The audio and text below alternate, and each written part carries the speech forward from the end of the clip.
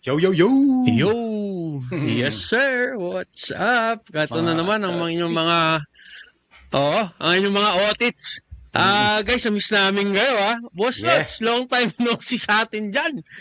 Kamusta Pre. naman ang buhay-buhay natin, pre? Eto, nag-aircon. Pucha, init. Hanggang sobrang init, no? So, Ah. kamusta kaya? Meron ko bill mo yan, pre. Kaya, dyan papasok ngayon ang usapan natin. Wag na natin pahabain to. Bago natin, mag-intro muna tayo, pre. Let's go! Gay. Yeah, two seals on mic. Let's go. Two seals on mic. Yeah, the vibe's insane. Coffee in the veins. So, ayun na nga. Papa Densyo, lamang na natanong mo na rin naman. Eto, nag-aircon. Pikit pata na lang na. Kasi pre, pag hindi mo binuksan naman yung AC, pre, sobrang init. Baka magkasakit, magka-heat stroke ka naman, di ba, pre? So, wala kang Totoo, choice kundi gumamit ng aircon. Ayun. Kaso, pre, wala ka ring choice pagdating ng bayaran. Ayun na lang. Mga katotpi, kamusta yung mga bills nyo ngayong buwan? Balita ko, nagtaasan by ilang percent yung bills nyo. Kumbaga, parang example na lang, pre, dun sa pinsan ko. Na balita niya, pre, from 8,000, kasi syempre consistent siya, may mga pets kasi siyang, may constant na naka-AC. So, from 8, naging 11, pre. Parang 3,000 ng nadagdag. I can relate, pre. Kasi alam mo, hindi ko alam, pre. Pansin ko lang naman. For the longest time, pre. Pag summer season, Yan. bukod sa, syempre, lalakas ka sa konsumo. Pero parang mas tumataas ang mga charges ng ating minamahal na Meralco. Parang no? Parang sumasabay sila dun sa... Well, obviously, sasabay kasi tumaas yung konsumo, di ba? Pero, parang yung expected mo na usually mga 1,000 taas lang. Pero bakit ganun? From 1,000, nagiging 3,000 naman ang sobra yung taas. Ang laki. Sobrang taas Ang laki naman. ng tinataas talaga, pre. Hindi, parang, alam mo yun, para sa akin, medyo parang, hindi makatarungan. Oo. Parang Kasi- gano'n. Kasi, sige, pre. sige, unahin ko muna to. Baka magkalimutan eh. Kasi, di ba, pre, working class tayo, pre. Di ba?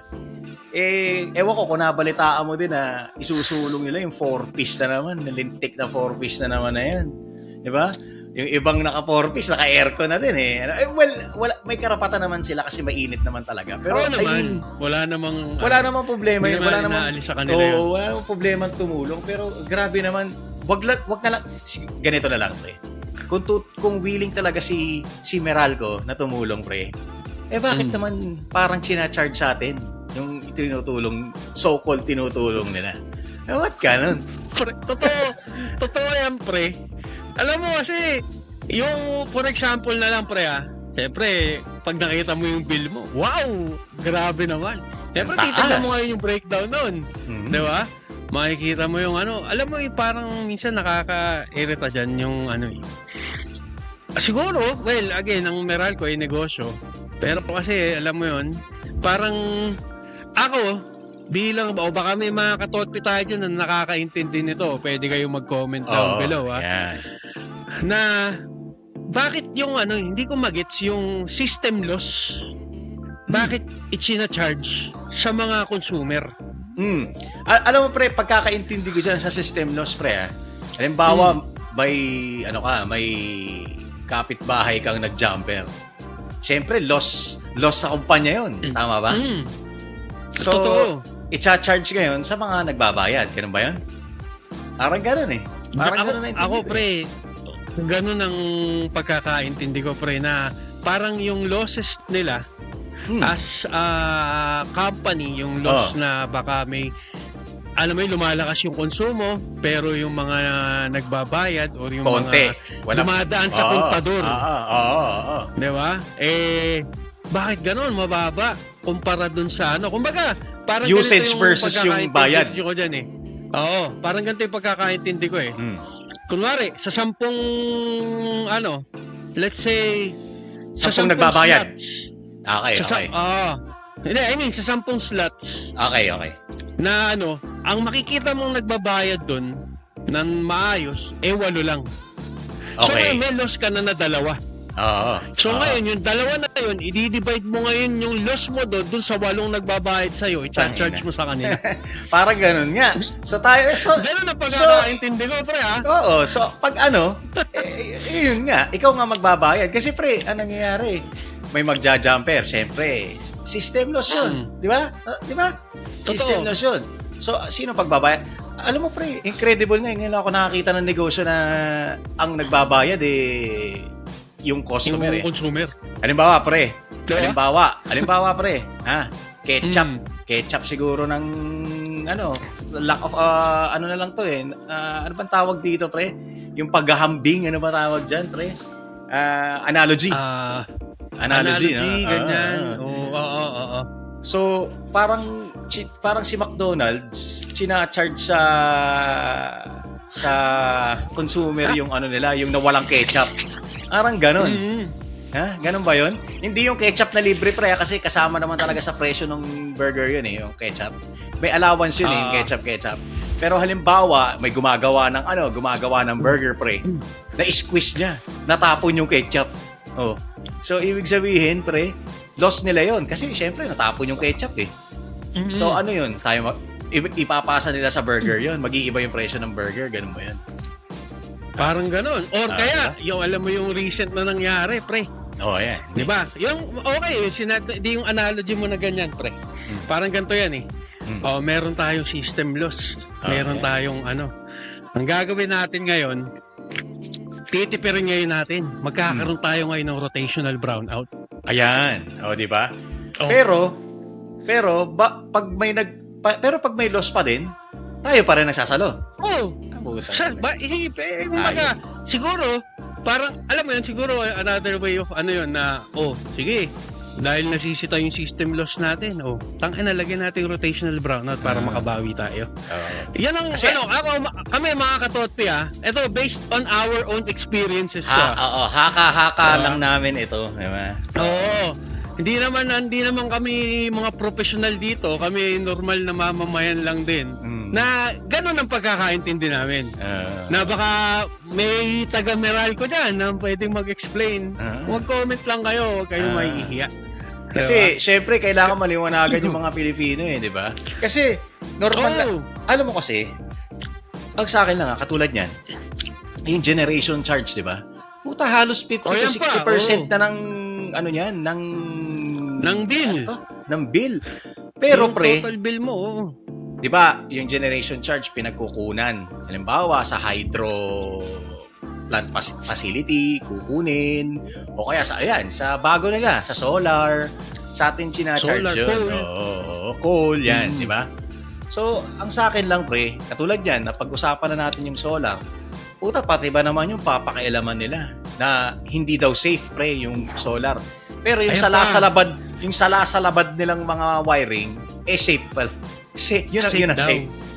Pre. Kasi ako, pre, for kami dito lang sa may kanto namin dito, pre. Sa corner lang ng street namin, pre. Grabe na dyan. Halos, putang ina, pag umuulan, pwede ka nga sumilong dun sa sobrang sala-salabat ng wala. Hindi ka mababasa Hindi ka mababasa.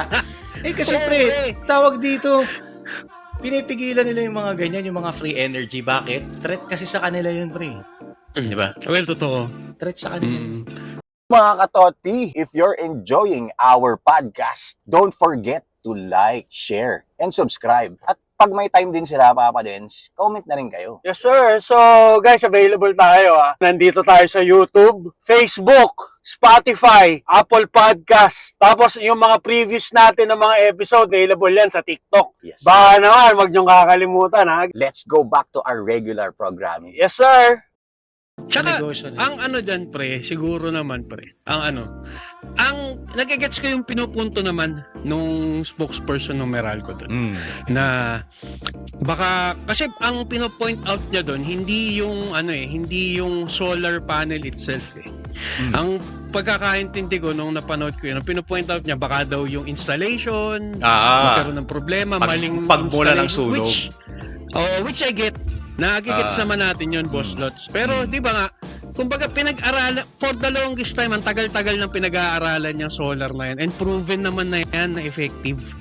So siguro, shoutout dun sa taga Meralco, nagigets ko yung punto mo. Pero siguro naman yung mga technician na nagkakabit ng mga solar, well-trained and well-knowledgeable naman sa mga ginagawa nila. Diba? Saka hindi yun, pre. Pero yun nga, Bago sila sige. manilip ng iba, silipin muna nila yung sarili ng facility. ayun nga, mismo. Diba? Ibabalik ko ngayon yung question na yun dun sa spokesperson ng Meralco. Oo. So, ibig pong sabihin na may chance na nga ganon. Pero di ba sobrang dami ng naging issue or sobrang dami ng naging sunog na nangyari dahil doon sa faulty electricity wiring mismo, doon sa mga poste, di ba? Okay lang yan, pre. Okay lang yan kasi meron naman silang scapegoat eh. Di yung mga nagtatap daw ng kuryente. Pre, ayun na nga. So, nagigets nyo pala yung root cause eh. May nagtatap ng kuryente. Bakit hindi muna solusyonan yung mga nagtatap na yon? Ayun, sa tagal-tagal, di ba, pre? Bakit kung kailan nauso yung solar, tsaka nila kaya sila sila gumaganyan. Biglang nagkaroon ng safety hazard, di ba? Na ang iaano ko sa kanya na hindi baka hindi niyo sinusolusyonan yan kasi hindi naman kayo nalulugi. Kasi nga, sinisingil nyo sa consumer yung mga losses nyo. Ayun. Kasi nga, pre, wala pang threat, although may solar na dati, hindi ganun kalaki yung threat. Ngayon na lang kung pumutok yung off the grid, kumbaga, yung solar panel, di ba? Totoo naman. Pero alam mo yun, pre, hindi naman para mawalan ng consumer ang Meralco. For me, hindi pa threat ang solar panel energy. Totoo. Hindi pa siya threat kasi alam mo kung bakit, pre. Pre, magkano ang pakabit ng Ayan. isang solar panel? Yan ang sinasabi ko, pre. That is Hindi, sa mga mayayaman lang ang nagbebenepisyo niya, sa totoo pre. lang. Sa mga Hindi normal na afford taong katulad ng- natin, hindi natin afford yan, pre. Hindi namin afford yan. Yung mga, let's say, hindi ko na sabing middle class, yung mga working class na lang and below. Hindi namin afford. Puta, pamasahe nga, pinoproblema eh. Di ba? Pamasahe, pang gasolina. Pang gasolina nga, pinoproblema eh. Diba? Solar panel. Alam mo yan, hindi pa pumapasok. Kumbaga, pupapasok sa isip namin yan, yes. Pero hindi para kinabukasan magpakapit na kami agad na dahil alam namin mas makakatipid kami. Hindi ganun eh. Kasi magkano pakapit niyan, pre? Mga lowest 6 figures ang usapan 6 dyan. figures. Ano yan, kung siguro yung mga 100, pre. Kasi ano yun, kung di mo na itatanong, nag-research din kami mag-asawa, pre. Yung 100,000 na yan, pre, hindi ka magiging 100% off the grid niyan. Gagamit at gagamit ka pa rin ng kuryente. Kumbaga, tipid. Tipid lang. Kumbaga. Tipid. Kumbaga, menos. Makaka-menos ka lang. 'Di ba? Kasi parang ang niyan, yung household like yung electric fan, TV, Aircon, computers, ref, aircon, Pero hindi niya kayang ipawi. Kung isang panel lang papakabit mo, pero hindi niya kaya yon. So Hindi yun nga, tama yung sabi mo, magre-rely ka pa rin. Makaka-menos ka lang sa gastos. So yun. Kaya, ewan ko, hindi ko rin, hindi ko magets. gets eh. Kung, alam mo yun, kung talagang pinag-aralan nila yun, pre, maiisip nila yun na, puta, ano bang majority ng, ng consumer nyo? Diba? Nasa middle class pa baba. Yung mga mayayaman na wala namang paki sa kuryente yan eh, kasi kaya nilang magbayad. Pero, ang doon is, sana iniisip nyo din yung, alam mo yun, yung, for example na lang pre, dito sa Metro Manila, ilang porsyento lang ba dito sa Metro Manila yung mayayaman?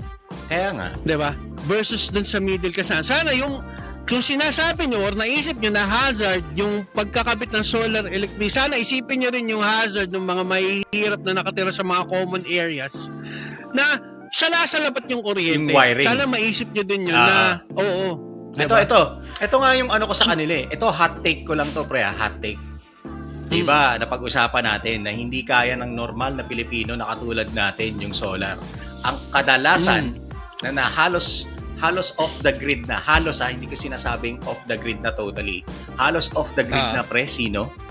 Yung mga mayayaman, yung mga oligarko nila.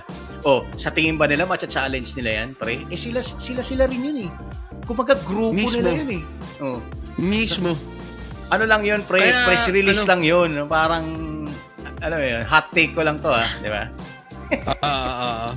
Kasi totoo yun. Tangina. Kaya sana, kumbaga, hindi man makalampag ang alam mo yun, sana maisip nila yun, may makaisip sa kanila. Or feeling ko may nakakaisip naman sa kanila nun eh. Hindi lang pikit. na parang tangina. Oo, hindi, hayaan mo na. Wala pa namang nasusunog eh. Wala pa namang namamatay, ganyan-ganyan dahil sa ewan natin. Tsaka, ayun nga, sana, yung baka naman may nakakarinig din nito, pre, na yung mga solar panel engineer or what, kung umaabot man tayo. Kung umaabot man. Baka naman, pwedeng magkaroon kayo ng installment plan, hindi yung cash pay. Pero naman daw, meron naman pre, actually, nauuso na yung installment plan. Nauuso na. Kaso, Talaga? papadaanin mo. Actually, pre, kanina lang, nakita namin, SSS, pre. 100K yata, parang ganun. Talaga? Pero, Pwede mong i-loan sa SSS. Oo. So, dumadami na yung options. Kaso nga, ayun nga, threat na naman yan eh. Threat na naman sa mga oligarko yan eh. Sa Meralco yan eh. Kasi nga, pre, nagkakaroon ng So, gusto nila, pre, sila humawak. So, pag humawak, ibig sabihin, pre, may cut. Di ba? O kaya may limitation na kailangan pa rin mag-tap pa rin kayo sa grid na. Kailangan may kuryente pa rin. May kita pa rin kami. Pwede kayong pero kailangan kukonsumo pa rin kayo ng kuryente. Parang gano'n. True Meralco. Oo. O kaya, yung services, natin. kung hahawakan nga nila, dahil Meralco na daw ang gustong humawak eh. O, edi magbabayad kayo para installan kayo. True Meralco pa din. O, edi wala rin. Kayo pa rin ang kumikita. Gusto nga ako mawala sa inyo eh. Parang nakikipag-break ka na. Nakikipag-break ka na eh. Pinagpipilitan mo. Pero nakikipag-break ka na pero kailangan French pa rin kayo. Parang gano'n, no?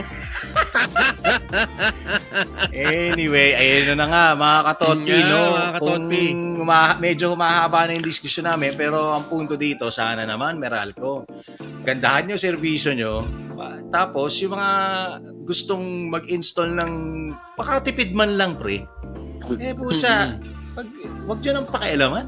Nangingialam pa kayo, lahat na lang gusto nyo sa inyo. Dapat nga, gobyerno humahawak ng kuryente that's a story for another day. That's a story for make your own research. So ayun, Alam niyo na. bago tayo magtapos. So, bago magtapos, kami magpapakilala ulit. Ako ang inyong Papa Denjo, yung tito mo na laging galit. Pero ngayon, medyo semi-semi na lang. Medyo, kailangan, seryoso tayo. Hindi pwedeng laging galit. Nakakatawang nakakainis. Yes, sir. At ako naman na yung boss Lots, ang tito nyo medyo galit lang, pero para magka-level kami ng galit ngayon yung nakakatawang nakakainis. And we are the opinionated titos. Tune in lang kayo lagi. Medyo matagal kami mag-upload ngayon, pero para ma-miss tayo. Pero so far it's working, pre. Medyo nadagdagan tayo ng subscribers dahil nananabik tayo offline. Thank you so much nga pala. Doon sa mga bagyo. subscribers natin, maraming salamat sa inyo. At since day one, yung mga nakikinig, kilala niyo na kung sino kayo. Maraming salamat sa inyo. Doon sa mga bago makikinig, huwag niyo kalimutan, nasa Facebook, YouTube, Spotify, Apple Podcast at TikTok tayo. Huwag niyo kalimutan check out yung mga videos natin dyan. And pwede rin kayo makinig nga, Spotify and Apple Podcast. So yun, hanggang sa muli mga katotpi, kami magpapaalam muna. Maraming salamat sa oras nyo. Hanggang sa muli. Paalam.